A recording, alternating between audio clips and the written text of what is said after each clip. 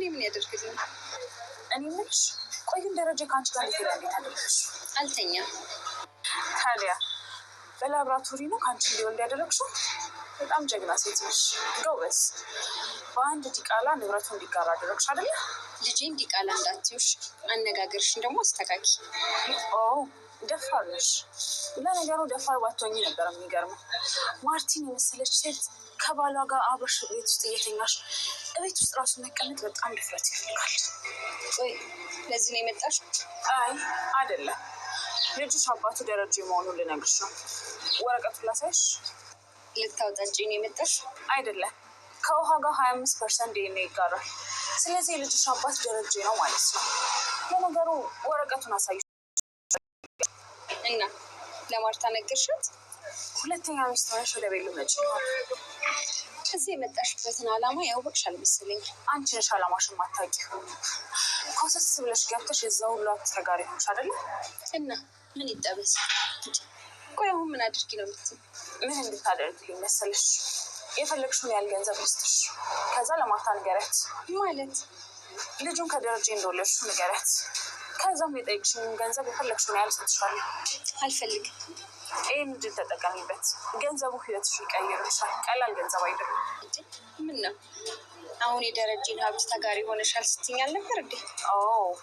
እንግዲህ ለአቶ ደረጀ መድኃኒቱን ያመጣችው መድኃኒት በብርቱካን ውስጥ ወስዳ ሊሰጠው ነበረ። ቤተሰብ ሁሉ በተሰበሰበበት ቦታ ብርቱካን ቆርጣ ስትሄድ ማሚ በጣም ነው የሳቀችው ማለት ነው። ልትሄጂ ስለሆነ የመሰናበቻ ነው ወይ እንዴት ልታደርጊ ቻልሽ? በማለት እንግዲህ ማሚ በጣም ተገርማ እየያየች ነበረ። ነገር ግን ነገሩ ወዲህ ነው። እሷ መርዝ አድርጋባት አቶ ደረጀ መጀመሪያ እንዲያነሳ ፈልጋ ነበረ ማለት ነው። አቢኤል በጣም ግራ ተጋባች። እንዴት እንደዚህ ልታደርግ ቻለች? የሆነ ነገር አስባ ነው እንጂ አክስቴ በሰላም እንደዚህ ልታደርግ አትችልም በማለት እንግዲህ አቢኤል ብዙ ነገር እያሰበች ነበረ። ብርቱካኑን ቆርጣ እንግዲህ በመርፌ ነው ውስጥ የጨመረችው መድኃኒቱ ማለት ነው። ማሚ በጣም ነው የሳቀችው ማለት ነው። በጣም ተገርማ ማለት ነው። ከቤተሰብ ጋር ሰላም የሌለ ሴትዮ ዛሬ እንዴት ነው ፍሩት ቆርጣ ልታመጣ የቻለች? በማለት እንግዲህ ማሚ በጣም ነው የተደነቀችው። ሁሉም ፍጥጥ ብለው ነው ያዩ። ውሃዬ ብቻ ናት ያን ትልቁ ነው እኔም ማነሳት የሚፈልገው ትላለች ማለት ነው። በዛ ሰዓት እንግዲህ ወይዘሮ መድኃኒት እንዴ ይሄንስ ደረጀ ባነሳስ፣ ማርቲ ቢታነሳስ፣ ሌላ ሰው ቢያነሳስ በማለት እንግዲህ ብቻውን እያወራች ነበረ ማለት ነው። ነገር ግን እሷ አቶ ደረጀን ለመጉዳት ነው እንጂ ከሌሎቹ ጋር ምንም ጉዳይ የላትም ማለት ነው። አቶ ደረጀን እንግዲህ ያን ብርቱካን አንስተው እንዲበላ ፈልጋለች። በዛም አልተሳካለትም። ለዛን ጠርታ እንግዲህ ነይ ለዛ አስዣቸው ትለዋለች ማለት ነው። ለዛ እንግዲህ እዳ ልታስይዘው ስትል ማሚ ጋር ትሄዳለች ማለት ነው። ማሚ ጋር ስትሄድ አይደለም ከደረጀ ጀምሪ ትላለች ማለት ነው። በዛ መሀል እንግዲህ አቤል ብድቅ ብላ እኔ አስይዛለሁ ለዛ ሂጂ አንቺ ረፊ ትላታለች እና ከዛ እንግዲህ ለምንድን ነው የምትቀበያት? ሰራተኛ አይደለችም ወይ ትላታለች ማለት ነው ለአቤል። እንደ ሰራተኛ አልፍም እንደ ሰራተኛም እኮ ሰው ነው ትላለች ማለት ነው አቤል። በዛ መሀል አቶ ደረጀ ሰራተኛ እንኳን ይሄን ሁሉ ህዝብ እያስተዳደረ ትንሽም ሲሰራ ይደክማል እኮ ምን ማለት ነው? ሰራተኛ ሰው አይደለም ይላል ማለት ነው አቶ ደረጀ። በዛ መሀል መድኃኒት ለካ ሰራተኛ ሲያናግሩብክ አትወድም ትለዋለች ማለት ነው። በዛ ማሚ እንግዲህ ምንድን ነው ምን እያላችሁ ነው በማለት ዝም ይላል በማሚ የተነሳ። አቢኤል እንግዲህ ማሚ ጋር ትሄድና ያዥ ትላታለች። እንዴ ከአባወራ ነው የሚጀመረው? መጀመሪያ ለአቢኤል ለሷ ለራሷ ያዝ ስትላት አይ ከአባወራ ነው የሚጀመር ትላለች። የተሳቀቀች እንግዲህ ወደ አቶ ደረጀ ትሄዳለች። በጣም ግራ ተጋብታለች አቢኤል ማለት ነው። አቶ ደረጀ እንግዲህ ልክ ሊይዘው ሲለው ብርቱካኑ ከእጁ ላይ ወደቀ መሬት ላይ ማለት ነው።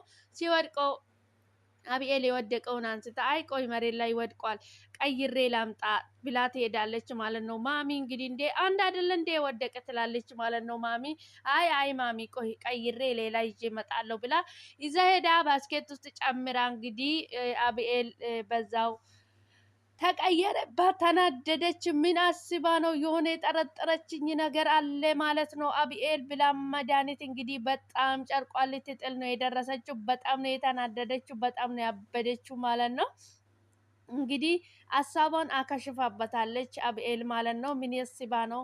እንዴት ነው ለሷ ዛሬ ደጎና ቤተሰብ ጋር ሰላም የሌለ ሴትዮ እንዴት ነው አምጥታ መዳን ምግብ ሊሰጠን የቻለችው? ብርቱካን ቆርጣ ሊሰጠን የቻለችበት ምክንያቱስ ምንድን ነው?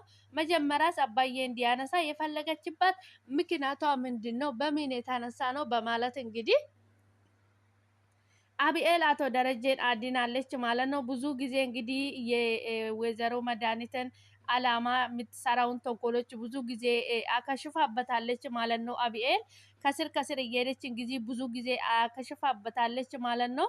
ምክንያቱም ወይዘሮ መድኃኒት የምታደርጋቸው ነገር በጣም ነው የሚያስጠላ ማለት ነው። ነገር ግን አቶ ደረጀ እረፊ፣ አርፈሽ ተቀመጪ፣ እኔ ለማርቲ ሁሉንም ነገር ነግራለሁ፣ አንቺ አርፈሽ ወደ ነበርሽበት ወደ መጣሽበት ተመለሽ እያላት ነበረ። ነገር ግን እሷ እዚህ ሆኜ ካልተናገርኩ ያዙኝ ልቀቁኝ ብላ አብዳለች፣ ታብዳለች ማለት ነው። ብቻ አቶ ደረጀ ሂጂ ብዬሻለሁ፣ አንቺ እንድትሄጂ ነው የምፈልገው፣ እኔ ከዛ በኋላ ለማርቲ ነግራታለሁ፣ ሁሉም ሰላም ይሆናል ይላታል ማለት ነው። እሷ ግን ካልተናገርኩኝ አልሄድም፣ አንተ ጋ ያለውን ፋይል ካላጠፋልኝ እያለች ነበረ ማለት ነው። ሰላም ሰላም፣ ውድና የተከበራችሁ የኔ ውድ ቤተሰቦች እንደምን አላችሁ? ልጅ ደህና ናችሁ ወይ? ያለው ፈጣሪ የተመሰገነ ይሁን። እናንተም በያላችሁበት ቦታ ሰላም እንደምትሆኑልኝ ተስፋ አደርጋለሁ። ውድ ቤተሰቦች እንኳን ወደ ቤቴ በሰላም መጣችሁ። ሰላማችሁ ብዝዝት ትርፍርፍ ይበልልኝ። ፈጣሪ ከክፉ ነገር ሁሉ ይጠብቃችሁ፣ አገራችን ሰላም ያድርግልን።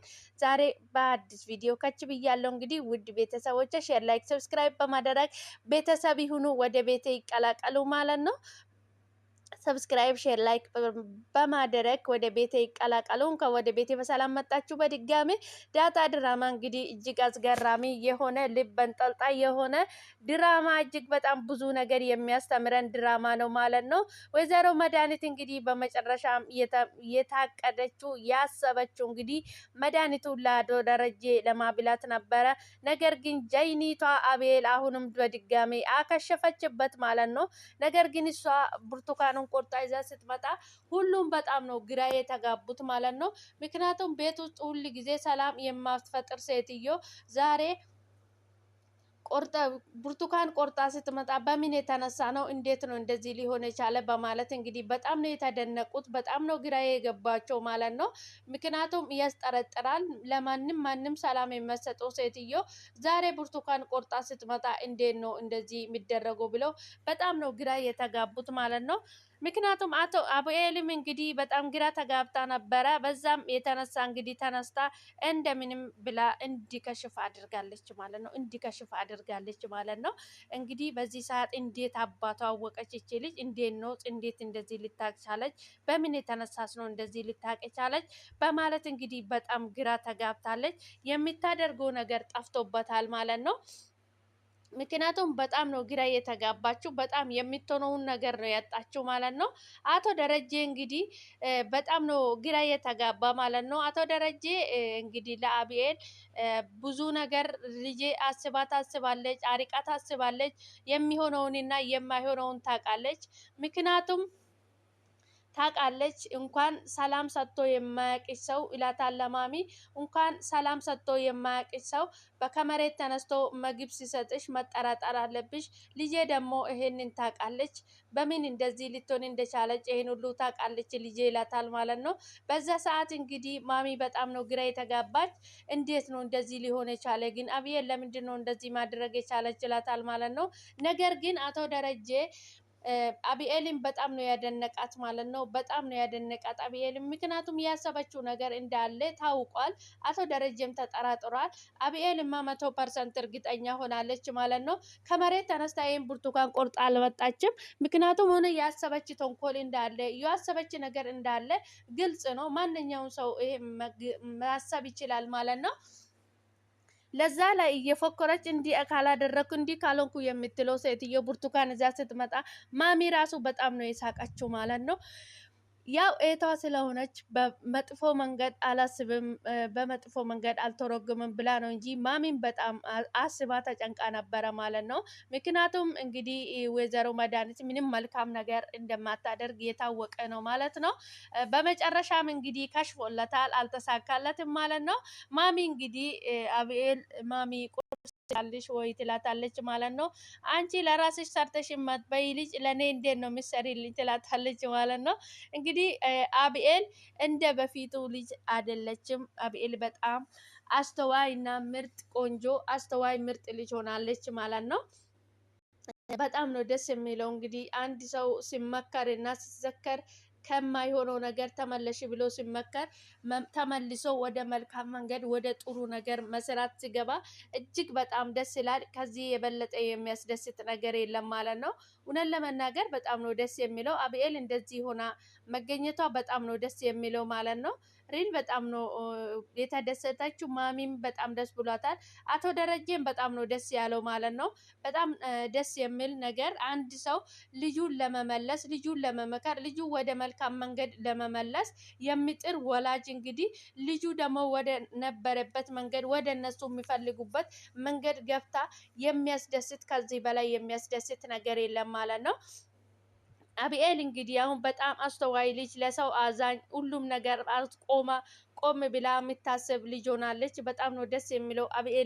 አብኤል በጣም ነው የምንወድሽ የምናከብርሽ። በጣም ምሳሌ ስራ የምትጫወች ገጸ ባህሪሽ እጅግ በጣም ደስ ይላል ማለት ነው።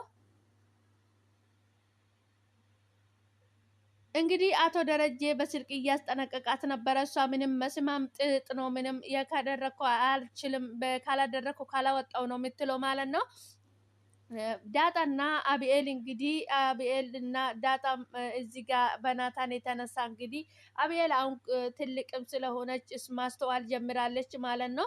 ነገር ግን ዳጣ እንድትጎዳ አልፈልግም ትላለች ለናታን ማለት ነው። ናታን ለአባዬ ነግሬዋለሁ፣ አንቺን እንደማፈቅርሽ ግንኙነት እንዳለኝ ነግሬዋለሁ ይላታል ማለት ነው። እና ምን አለሽ ትላለች ማለት ነው።